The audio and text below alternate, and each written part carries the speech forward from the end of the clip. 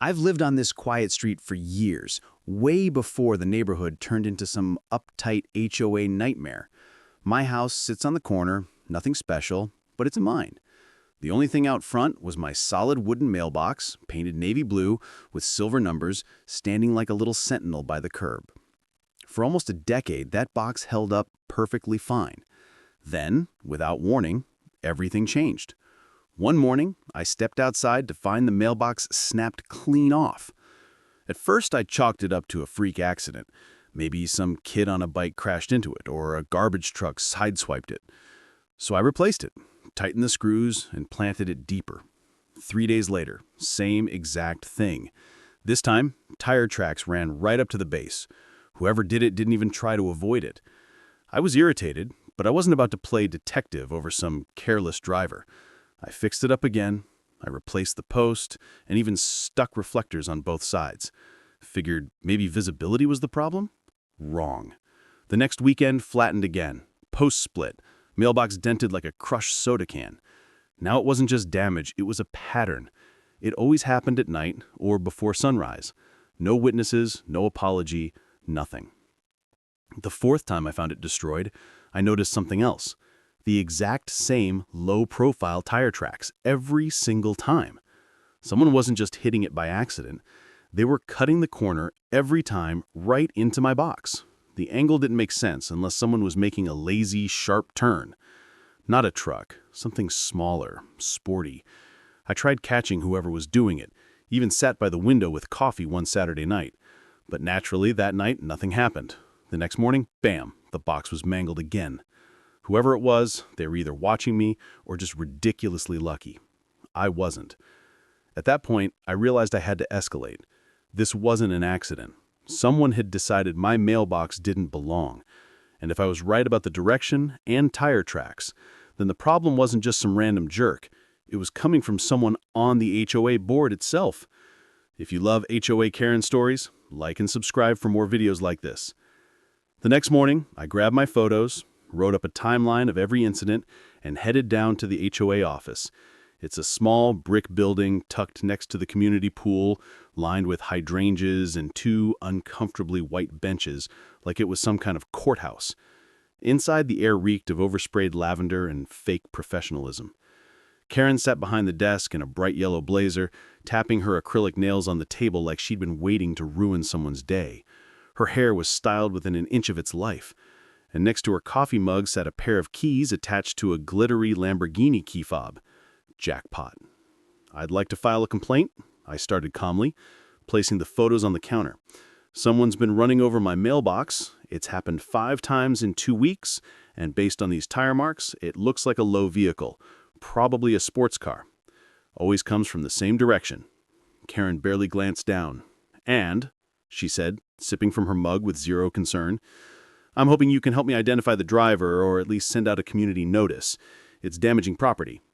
Karen looked at the photos, scoffed, and tilted her head. "Honestly, mailboxes aren't really our priority, and maybe yours is just too close to the road. That's a traffic hazard waiting to happen." "It's within regulation, Karen. I measured it, and it was there for 9 years without a single issue." She leaned back in her chair, smiled like a cat toying with a dying mouse.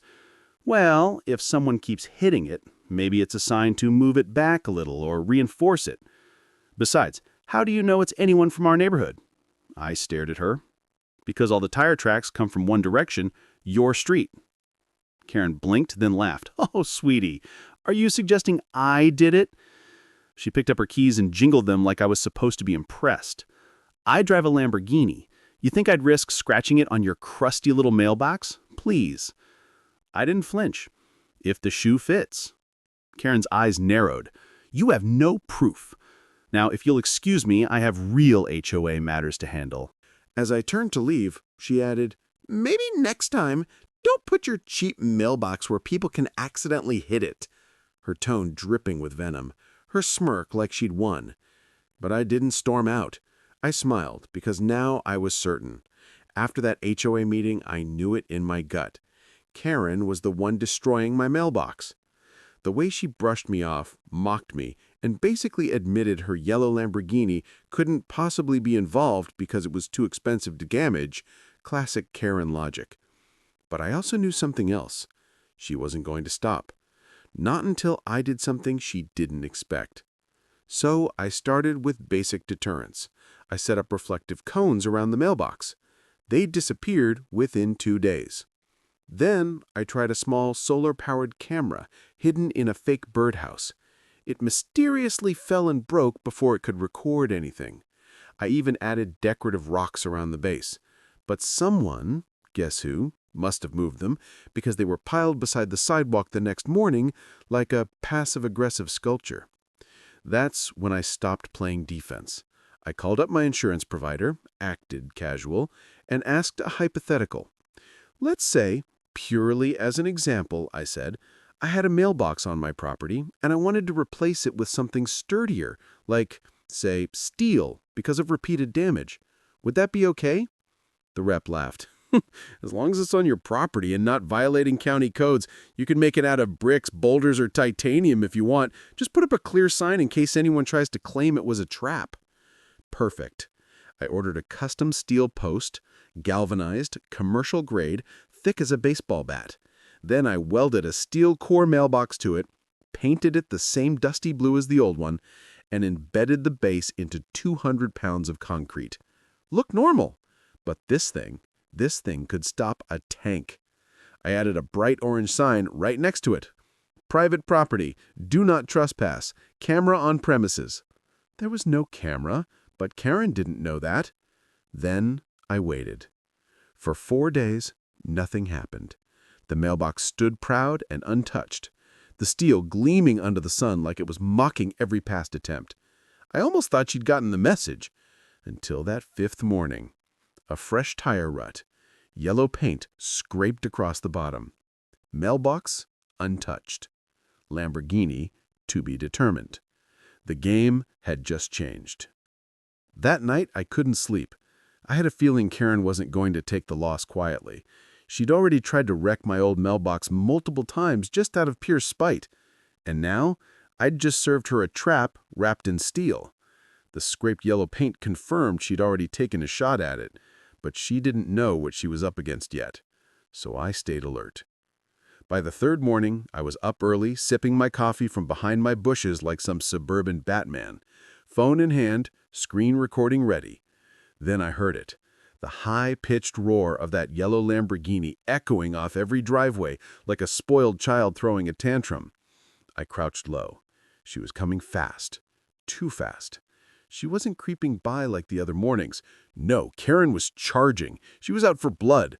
Her tires hit the edge of my lawn and kicked up mud like a slingshot. She floored it right toward my mailbox, probably thinking she could knock it over once and for all. Her tinted windows hit her face, but I could practically hear her yelling, "Let's see your little sign stop me now!" Big mistake. The moment her bumper slammed into that mailbox, everything changed. The steel post didn't budge. But her Lamborghini, the hood crumpled like paper.